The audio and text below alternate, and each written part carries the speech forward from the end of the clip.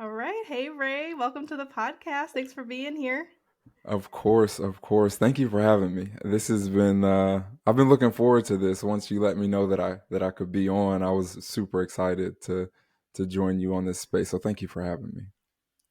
Yes, yes. And I am excited for our discussion today about generational wellness, but also some of the work that you're doing when it comes to thinking about wellness as not just an end game, but also how we can compound it over time and what our Hmm. responsibility is, especially in the corporate space, within workplaces, and what our responsibility is um, being a container for people for 8 hours a day and what we can do to help with that.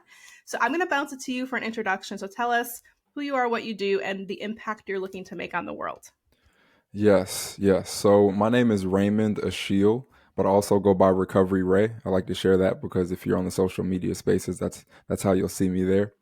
And I am a wellness consultant and coach. I own a wellness and health equity firm called Balance Period.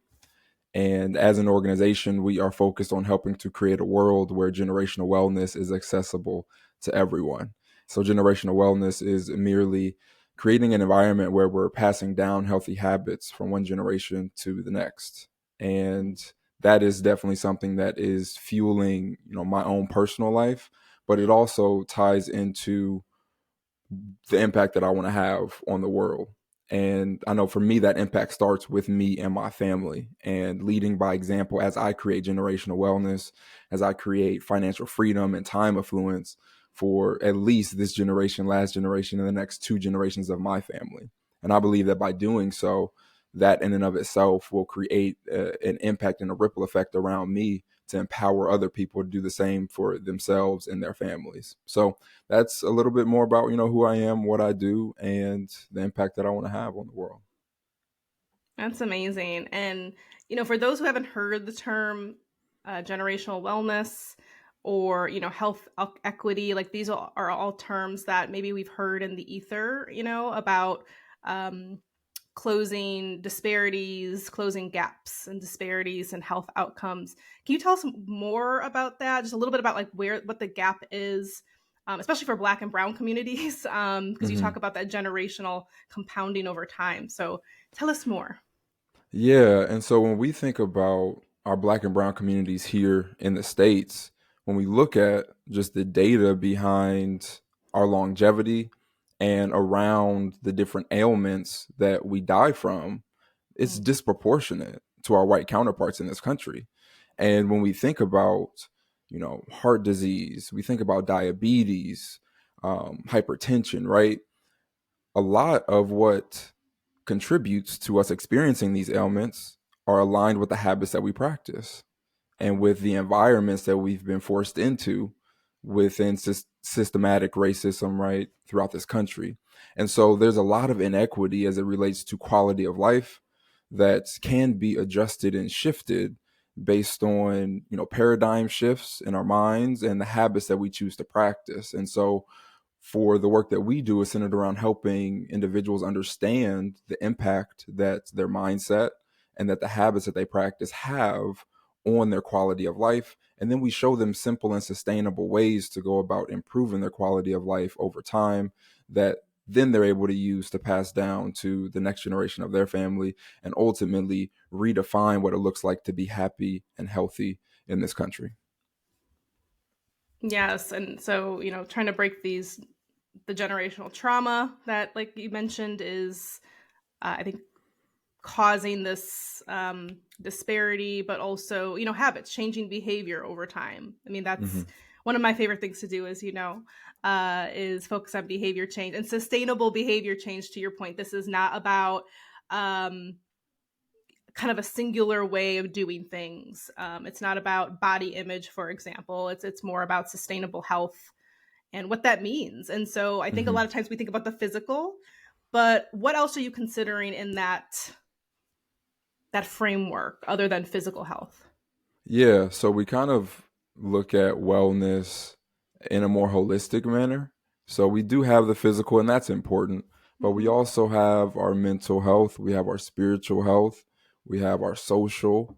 right? Health. And so those are other areas that oftentimes go overlooked because we spend a lot of our energy focusing on the physical side of our health and well-being. So for us, we help individuals understand that, you're able to shift how you feel and how you function based on what you do to care for yourself mentally and emotionally, spiritually, right? And the social connections that you get to develop throughout your lifetime too.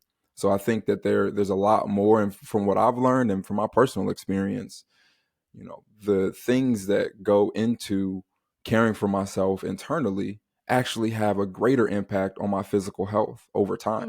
Mm-hmm. So if we're able to kind of see that we've been conditioned to look at life from the outside in, if we start to shift that perspective and say, well, how can I care for myself internally in a way that allows me to express myself in a more authentic and full way, that actually will help us experience greater physical health over time.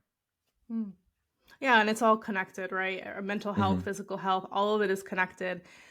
And so I wanted to just throw out some stats here because recently the U.S. Surgeon General um, published, I mean, we know this was the truth all along, but there's this recent push for workplace well-being, Hmm. and some of the things that were basically kind of put into perspective is that workplaces play a significant role in our lives, right? To your point, Yes. all that time that we're spending within the workplace, how is that environment contributing to those wellness outcomes? So just a few stats. This you can find this on the U.S. Surgeon General website. 76% of U.S. workers report at least one symptom of a mental health condition. Mm. 84% of respondents said their workplace conditions had contributed to at least one mental health challenge. 81% of workers reported that they will be looking for workplaces that support mental health in the future. So, what does this tell Hmm. us, right? This tells us that uh, workplaces are contributing negatively to currently they're contributing negatively to mental health, but they do have an opportunity to contribute in a positive way, based on the conditions they create, um, how they think about the employee experience, but also their health experience, not just benefits, because I think we Right. get so caught up around like the programs and the perks. Like, how are you thinking about the structure of your organization? How are you treating people with fairness? How are you creating social structure so people can fill their cup that way? How are you creating psychological safety, which we talk a lot about? So there are many different ways that that organizations can contribute positively to this movement. Yeah, yeah, definitely. And there was some research that came out from Gardner at the end of last year that talked about a couple ways for organizations to mitigate turnover and to help their employees prevent burnout. And a couple Mm, of them, one is proactive rest, which is essentially not resting to recharge, but resting to stay charged. And then another was intentional interactions, which really speaks to the social and more, community aspect that a workplace can provide. So I think that even in those two things right there, if you're focusing on creating an environment for your employees to experience proactive rest and to have intentional interactions with each other when they are in the workplace, then you're naturally going to provide them with opportunities to experience an increased quality of life when they're at work, and that will bleed over to their home life and everything else that they choose to spend their time and energy doing as well. So I think even those two things are a great place for organizations to begin to think about, right, and to start incorporating into how they are serving their employees. yeah, and so first I would love to hear more about proactive rest and what this Hmm. means and what this means from an organizational perspective. But I just want to put into perspective the fact that we're talking about behavior change. We're talking about giving permission, defining systems and structures within an organization that create these outcomes that we're talking about. And I think Hmm. wellness programs are failing because they're not sustainable, because they're programmatic that puts the onus on the individual, Hmm. not the system that has created the unhealthy behavior. So I think what you're talking about is potentially like a tactic, right? That an organization can say, proactive rest is something that we want to see all of our workers doing. And there's a business case behind that, and there's a human case behind that. So tell us more Hmm. about this particular tactic and how Yes. organizations can implement it. Yeah, and so some of what organizations that have started to implement this, what it looks like in their organizations, some are saying, hey, that last week of the year, we're just shutting things down, right? So we're not doing anything. Everyone go rest. Or saying, hey, we're going to shift to a 4-day work week so that you can get your stuff done in 4 days. Now you have 3 days to rest and recover. Or they're doing things like saying, hey, if you just need to rest, take time to rest. And no, it doesn't go towards the hours of holiday, or not holiday, but the PTO. hours of vacation, exactly, right, that you have. You just get opportunities to engage and rest in a way that isn't waiting for you to be burnt out before you start to incorporate it into your life. There's one company that uh, I really love what they've incorporated. It's a wearable device company, so it's Whoop, Hmm. and Okay. they have their employees wear their device. And if they experience a red recovery, which essentially means your body isn't equipped to take on very much strain during that day, you literally don't come into work. They're like, you, nope, stay home and rest and recover. They also have it to where when their employees maintain, I believe it's over 80% in Hmm. their sleep that they Mm-hmm. get throughout the month, then they get $100 bonus. Hmm. So they incentivize these healthy habits that their employees can practice to help promote their well-being and ultimately prevent them experiencing burnout. So those are, some more specific use cases and how companies are incorporating proactive rest in. But as I mentioned before, it's really this concept of saying you are prioritizing time to rest, not to rest and recharge, but to rest and stay charged. Hmm. So, what does it mean to rest? I know that's like a very simple question, but I think people like myself have trouble resting. Like, I have to Mm-hmm. act, proactive rest is actually something that I have to be really intentional about because I can go to the point of burnout very easily and Mm-hmm. not even notice it because I love what I do. And I am that person has multiple tabs open and my brain's always working. And so, when I rest, if I'm like, let's say on the couch or like even doing nothing, just kind of sitting in the chair and just staring off into the distance, I feel guilty. I feel shame. And I think a lot of people feel the same way. So, do you have some thoughts around the different types of rest and how we need to shift our mindset around rest? Yeah. And, there's several different ways that you can go about resting. I think as I look at it in my experience, and I tend to talk a lot about from what I do as it relates to Mm-hmm. rest, just to help put it into perspective. But one of the things I do is I take naps. Mm. And, you know, I feel like that's something that is oftentimes they're like, I can't take a nap during the day. I'm grateful that, I'm a business owner. I get to craft what my schedule looks like. So I just incorporate Mm. time to where I carve out 30 minutes throughout my day, and I just lay and do absolutely nothing. And I intentionally just be. All right. Mm. Mindfulness is another way that I integrate rest into my life. So I have a seated mindfulness practice that I do, but I also set reminders in my phone that they vibrate throughout various times of the day. And I unplug, I unhook myself from what I'm doing, and I pause and I take some deep breaths and I just fully engage with the present moment. And I just notice what I'm feeling internally, Mm. externally. Those are moments of rest.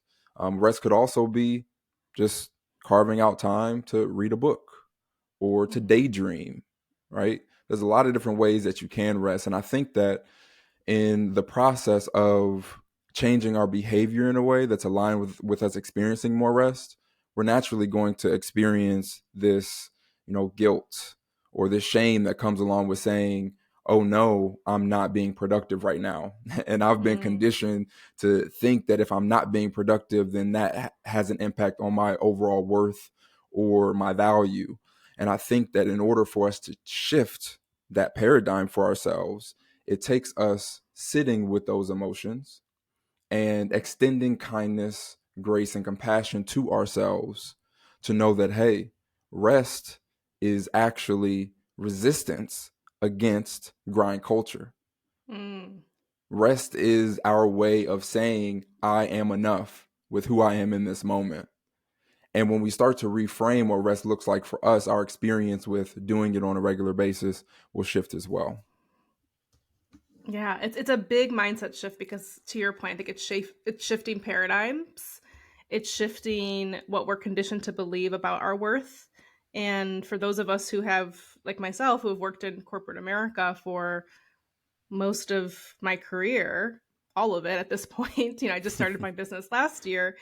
I feel like, I still find myself, and I don't know about listeners, who may feel the same, but that you fall into bad habits. Mm, And those habits are, again, they work within the system of the workplace. And so I think back to organizations, how can you deconstruct those a little bit? How can you think about what performance is? Where does your bias come in when it comes to performance? And where's that bias coming from? Because if my bias is I want to see you online 24/7, I want that little hmm green light, and that lets me know that you're being productive. Like, let's really unpack that a little bit. Like, does that make hmm sense? We're human beings, not machines.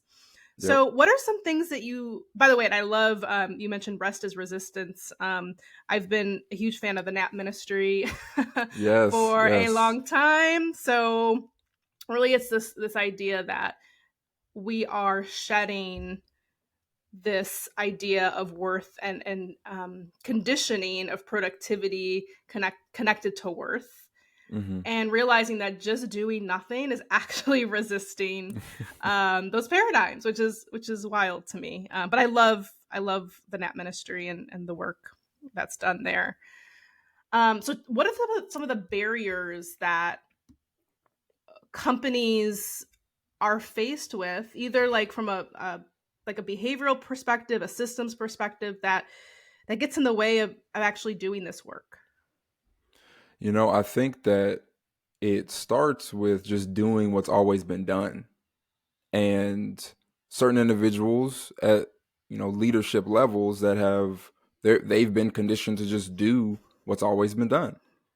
And there's not this clear line of open communication between the employee that is experiencing the brunt of these worn systems and Mm, the leader that is continuing to perpetuate this grind culture in their organization. So I think that oftentimes it's the employee not having or feeling like they have an opportunity to share how they're feeling and get change, right? Or get an outcome that is leading to them experiencing something different in their organization. So I think mm, that is definitely one of the barriers. And I mean, I have my girlfriend. She works in a corporate space that is not super healthy, right? It's one of those to mm, where she wants to make sure that she's moving her mouse when she's working from home, just so that she stays right. She's in view that she's on and she's doing something. It's just like, for me, if in my mind, I'm like, well, if you have a way that you can communicate with someone that can be an advocate for you in those executive spaces to say, hey, mm. this is what our people need right now. And these are some adjustments we can make to accommodate where they are and what they need. That in and of itself would be transformational for organizations. Yeah, and this is the work. I mean, I think again, we talk about wellness programs, let's give everybody the Headspace app, or let's give everybody the Calm app, or let's have webinars and teach them about what they're supposed to be doing. Yes, those things are great. But how are you thinking internally about the value system that you've created within your organization? What is the culture of your organization? Is it supporting behaviors? Is it Mm-hmm. supporting and giving permission? Because I do think I keep saying the word giving permission, because to your point, I think we're so used to work being this place where you have to be on and you have to perform. Of course, you have to perform, right? It's an agreement. It's a partnership between two parties that decide to come together, and you're adding value to my life, I'm adding value to your life. But I think there's these outdated ideas of what productivity is. Mm-hmm. Um, I don't think we focus on outcomes enough, which is like, I mean, you and I work together, right? And from my perspective, I'm like, if it gets done and we're communicating, that's all we need to do, right? To make sure we're Hmm. negotiating, renegotiating timelines and outcomes as we go. And I think organizations have long been in this space of having the most empowerment. And I think employees are starting to get empowerment. And it's a rough push and pull right now because now those old paradigms are being broken down a little bit. Hmm. And one more thing I wanted to add to that too. I think something that is also a barrier is not having individuals in leadership positions to model what it looks like to care for Mm. yourself and to prioritize rest and to make sure that you're giving yourself what you need when you need it. So I think there's also opportunity for, leaders to lead by example and to embody the changes that they want to see in their organization and in their people. Giving yourself what you need when you need it. I can't even Hmm. tell you how important that statement is because, when you are running a million miles an hour, I think we've also been conditioned to, especially in the workplace, to almost forget about what we need, um, physically, mentally, emotionally, and I think it's just such an important statement. And it's also a really important statement that leaders role model. So, I sometimes when I'm working with organizations, we many organizations right now are focused on DE&I and wellness, amongst other things, right? And all those things are culture. And I think there's this romanticizing of DE&I and wellness, especially to again make it a separate program. When in reality, all you really need to do is look at your executive team and say, if are these people role modeling what you're wanting everyone else to do? And if they're not, Hmm. that's your answer. I mean, it can be that simple. But a lot of times leaders are just like looking at everybody else and saying, you know, you all change, right? You all change. There's nothing that we need to do here. We're just here to throw the spaghetti programs at the wall and see what sticks. Right, right. Yes. No, I agree wholeheartedly. I agree wholeheartedly. And I think that that's where, when we think about proactive rest, and that is, if you do hear that, that is my puppy Milo. He sees something outside that he wants to communicate with. But he when should we think we should get him about on the podcast. right, I know I should get him, a mic, earphones. Uh, when we think about proactive rest and creating an environment for our staff to be able to experience it, I think it's also you demonstrating what proactive rest looks like for you Yeah. and being Mm-hmm. open and honest and sharing your journey. I think Mm. storytelling, we all know, is so powerful. But if you as a leader in your organization can share your story with your team, not just of the highlights, but of your transformation in your mindset and what motivates you to take action and in those actions themselves, Mm. that is transformational. That is so powerful to be able to communicate that and tell that story to your organization and to the people that you serve. So I think that is, another way that leaders can begin to model this shift in how they care for themselves is by storytelling, Mm-hmm. right? Do it yourself and then share your journey and your story with your company. Yeah, and there seems to be, I mean, there's definitely still a population of people who actively resist this type of demonstration within their organizations. I don't know if you see this with some of the clients you're working with, but you know, I've witnessed executives, leaders, call this stuff like be really uncomfortable with talking about this stuff, or Mm-hmm. starting I don't know, a meeting with a stretch, or taking a mental mindfulness moment before starting a meeting, or I've witnessed it. You've witnessed the eye rolls or the discomfort. Where is that, other than being conditioned to not do it? Like, where's that active discomfort coming from, do you think? Yeah, it comes from, yeah, a large portion of that is the conditioning. They're like, oh, right. But I think that another large part of that comes from us not generally spending time with ourselves in that way. Mm. We tend to distract ourselves from what's normally uncomfortable instead of sitting with it. So when we are taking a mindful moment and we're just noticing the sensations we feel, it's difficult to do that when normally, instead of doing that, we're scrolling on social media or doing something on our phones to distract ourselves from what we feel in that moment. So I think the uncomfortability Mhm. comes from, yes, the conditioning, but also just not engaging in mindful awareness or in activities that are contributing to us experiencing life in its fullness in the present moment. So naturally, there's going to be discomfort there when you're doing something that you don't normally do. Mhm. It's a part of the process. It's a part of behavior change is Mhm. uncomfortability. So I think if you have the right facilitator or the right person delivering the message, then you're able to help guide people through that uncomfortability so that they can experience the peace, the joy, right, that comes on just the other side of being uncomfortable, because that's there for us too. But oftentimes we tap out before making it to that point. Mm. So yeah, I think a lot of it just comes from us not really engaging with ourselves and with the present moment in that way on a regular basis enough.